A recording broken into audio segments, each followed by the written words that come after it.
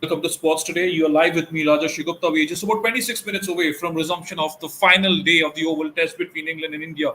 This fourth Test match has been gripping. It's been that kind of a series, where no particular team has dominated for uh, any significant stretch, apart from England, where they really took the Headingley Test by the scruff of the collar. But apart from that, you go back to the first Test match at Trent Bridge, which ended in a draw because the final day was washed out.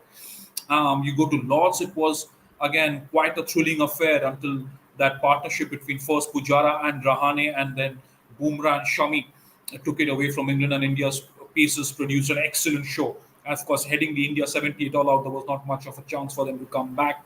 But at the Oval, again, India's top order floundered, but Shardul Thakur's innings, well, his inclusion has been such an inspirational change in that lineup, right? Two half centuries in this test match. It's been a remarkable performance. Only the sixth batsman to score two half centuries. Only the third Indian batsman to score two half centuries, batting at number 8 or below. Very, very good performance that with the bat. England have been set a steep total, and now they were 77 for no loss at stumps, and they still need 291 runs of those 90 overs. I mean, 90 overs will be bowled today, and time will not matter on the final day. No matter how long it takes, those 90 overs will be bowled. But how about the pitch? We've been talking about the surface. We've talked about the pitch conditions in India, where uh, England could not deal with the turning surfaces. At Headingley, India were completely outdone with the swing and the movement. At Lords, India's pacers came to the party, did brilliantly, blew England away. How is it like at the Oval? We've talked about it through the course of the first 4 days. India were, of course, they again the top order failed in the first innings of the Oval Test match, barring Virat Kohli before crucial runs from Shardul Thakur. There was swing, there was movement, but in the subsequent days, there wasn't much in it for the bowlers. It was really flat, and it continues to be a true pitch. It continues to be a good batting surface, as you saw with the way Hasib Hamid and Rory Burns batted last afternoon.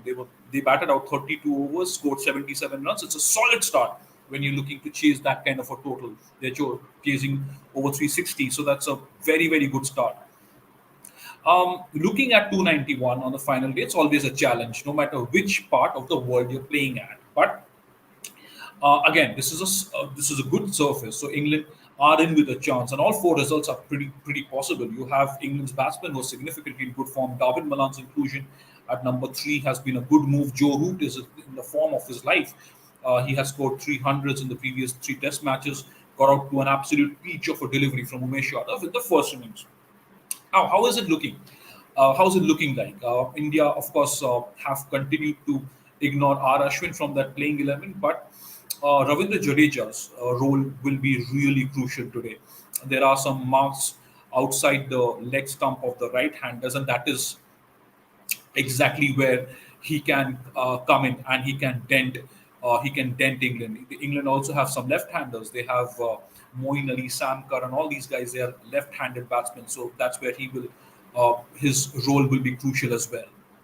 So that's who India are going to bank on. Of course, they have a battery of very good pacers, just with Bumrah, Mohammad Siraj, Umesh Yadav playing in this Test match. All these guys, remember, they're also used to bowling on very flat pitches with a bit of rough. So it'll be interesting to see how they go about their business. Souvik Purkasa is saying, please update about Rohit Sharma's injury. We are seriously concerned about him. Will he be okay to play the IPL and the T20 World Cup? Well, Souvik, we don't have any kind of update beyond this Test match, but it's almost certain that Rohit will not take the field alongside Chiteshwar Pujara. And it is just as well. You don't really want to risk your two senior top order batsmen. Pujara, of course, twisted his ankle. Rohit has had some issues with the knee, but there will be a clearer picture at the end of this Test match on whether he will be available and whether Pujara himself will be available for the fifth and final Test match, which starts in just about 2 days, 3 days after this fourth match. So we are waiting for updates, and be certain that we'll get that first on Sports Today here. Vinay Dakchi, do you think India will miss Mohammad Shami in this Test match? Yes, it is a good question because Shami again, he with any rough developing outside, any area of the pitch. He has been able to exploit that. And again, Shami alongside Umesh Yadav, they've been used to bowling on these kind of pitches on the final day. Take nothing away. You go back to the Chennai Test match between India and England about 4 or 5 years ago. Even that was a flat pitch that had slow turn, but then of course you had somebody called Ashwin alongside Jadeja. And how much I'm more than Shami, how much of Ashwin's absence will cost India? That is what we are going to have to wait and watch. KFD not taking anything away from Shardul, his contributions were valuable, but how much will India miss our Ashwin today? That's exactly what I was talking about. The best spinner in the world not playing in these conditions. Again, the pitch hasn't deteriorated. There is no remarkable dramatic change in the surface, but yes, there are those uh, patches outside the right-hander's leg stump, which means those patches are also going to be outside the off stump of the left-handed batsman. And Ashwin might have exploited that. Imagine Jadeja and Ashwin going in tandem. Not just Ashwin, he is just world class. And hopefully for India, his absence wouldn't matter.